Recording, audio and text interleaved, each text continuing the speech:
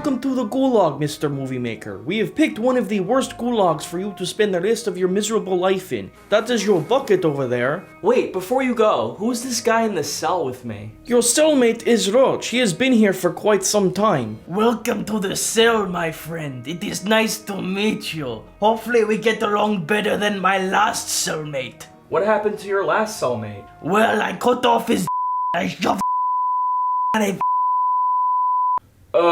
Wow, that's actually kind of impressive. Anyway, the prison guard told me that you review movies, so I wanted you to review this new film I've just seen on Blu-ray called Renfield, starring Nicolas Cage.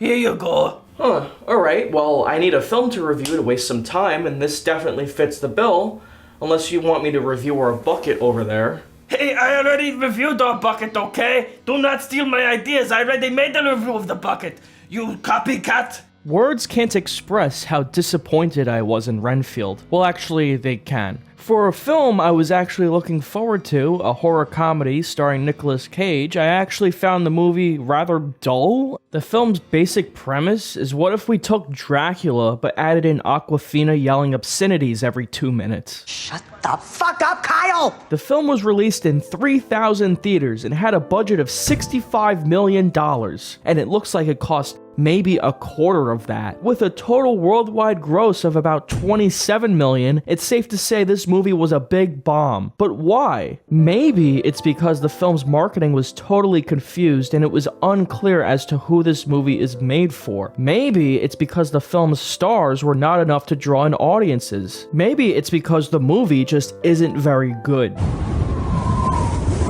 Number 1, the misleading marketing. Speaking of marketing, this video is brought to you by Pocket Champs, a fun mobile game in which you coach your little avatar to win races. You do this by training your champ, analyzing the terrain before the race, and equipping them with special gadgets to help them out. Honestly, one of my favorite features is that your champ is fully customizable, and there are a ton of skins that you can choose from. There are even little emotes you can use during the race to just stick it to your competition. Yeah, eat my dust. Nothing is required during the races themselves, just train your champ and watch them go. The game is fun, I've been playing it for a while, and I'm going to keep playing it, so if this seems interesting to you, be sure to check it out. And if you use the link in the description, which you definitely should, you even get a free skin, the White Wolf, which is pretty cute. The White Wolf skin will automatically be added to your account on August 15th if you use the download link in the description, so be sure to do that.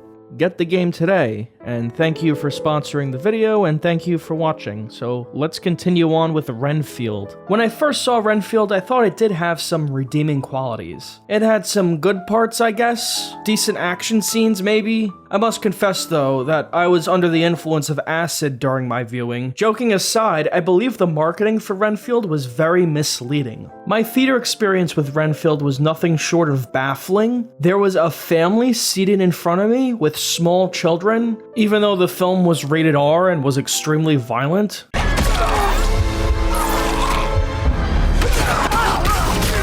The mixed audience I watched this movie with makes more sense to me now, since it wasn't clear who this film was really intended for and why. Its vibrant and colorful visuals might attract families who didn't check that this movie was rated R. Awkwafina is also in this movie, and her presence could resonate with women and those seeking comedic elements. Furthermore, there are Nicolas Cage fans out there, ranging from young to old, who might be drawn into this film due to his involvement. Especially the older audience members who recall the original Dracula. The problem lies in the fact that Renfield tries to cast a net so wide to appeal to everyone, but it ends up appealing to nobody. Some viewers might be put off by the violence and the vampire stuff, while some audience members might not find Awkwafina's immature humor very funny. And by some, I mean everyone, including me. Fuck you, Kyle!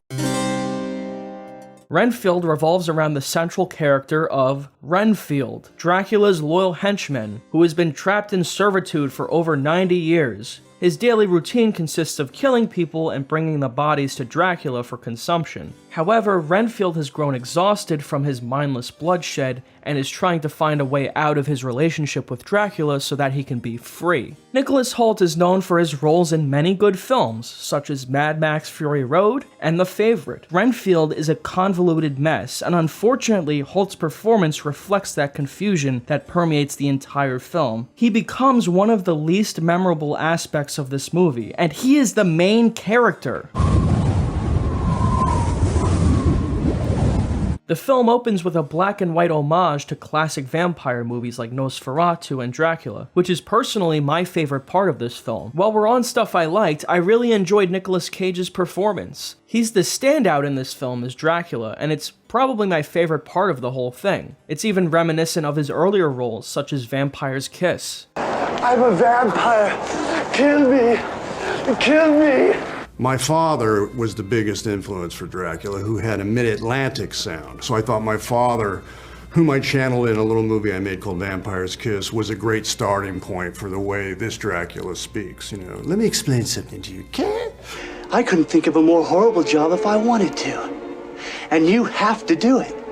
You have to. Sadly, Nicolas Cage is barely in this movie. Once a drape falls down and Dracula gets exposed to sunlight, he spends most of the film as a burnt corpse, slowly turning back into his normal form. This is such a waste of a good performance, which could have ultimately been the saving grace of this movie. Instead, you're just left wanting more Nick Cage. He finally appears again in his normal form about halfway through the movie, and by that point, you're already so uninvested in anything that's going on, it just doesn't matter. The plan is to rent a U-Haul, and that way I'll be able to get all the bodies. The story begins with a flash forward where Renfield attends a support group for individuals who are in codependent relationships. They attempt to compensate for his lack of character development by framing the story around Renfield's involvement in this support group and incorporating voiceover narration, even including the cliche, "Well, this is my backstory" opener, which has been done in a million movies before. Hello.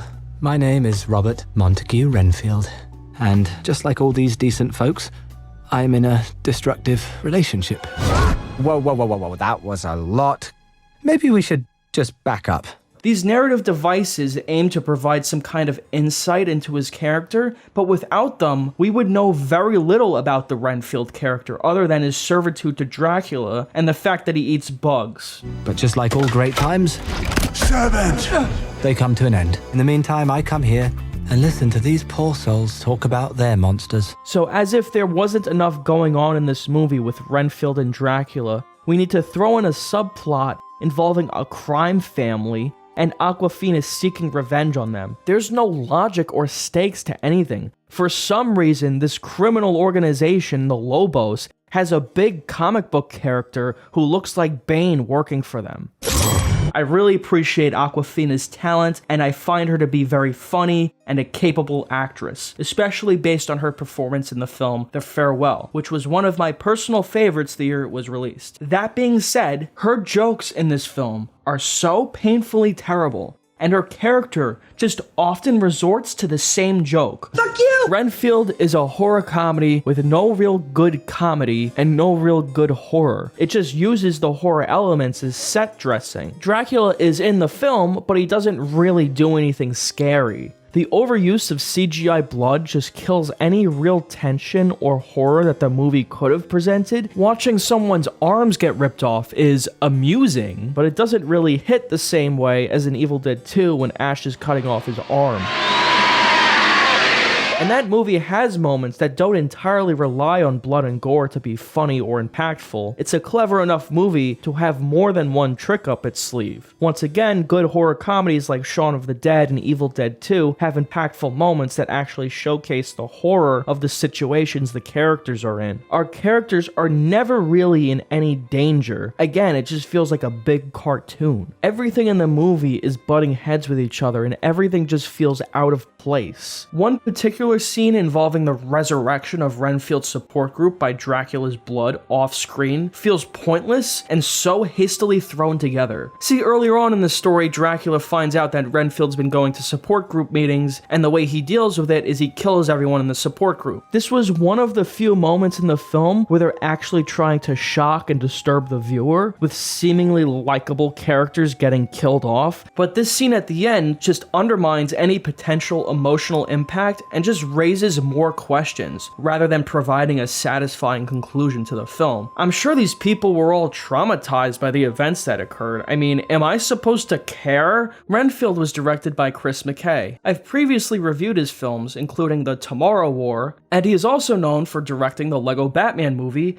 and the much beloved Robot Chicken Star Wars Special 3. And unfortunately, Renfield falls into the category of his worst films. The main issue lies in the fact that this film lacks a clear goal. It struggles to find its footing, leaving both the audience and even McKay himself unsure as to what exactly there is to appreciate about this movie. Renfield is a goofy horror comedy. No, it's actually a movie about toxic relationships and overcoming them. No, it's actually a cop revenge story about a criminal organization. No, it's actually a story about two characters from different worlds coming together and forming a relationship. You can make these different themes and stories work, but the film doesn't do the proper job of making it all gel together. The movie is super saturated to convey that it's a comedy, and it ends up just looking visually repulsive. The soundtrack choices during action scenes are just flat out bad. This is something that Shaun of the Dead did very well with its use of diegetic music during certain scenes.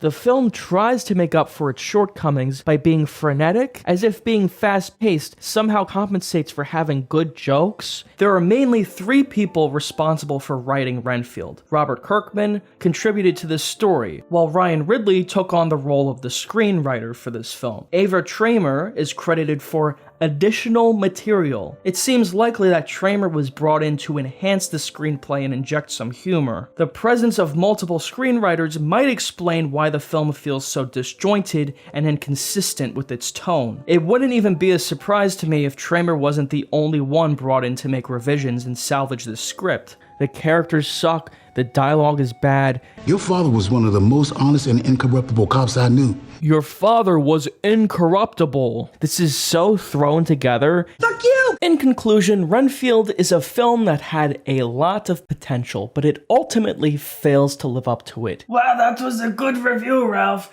Anyway, can you move on to reviewing Transformers: Rise of the Beasts? It's my favorite new movie that came out this year. I love Transformers.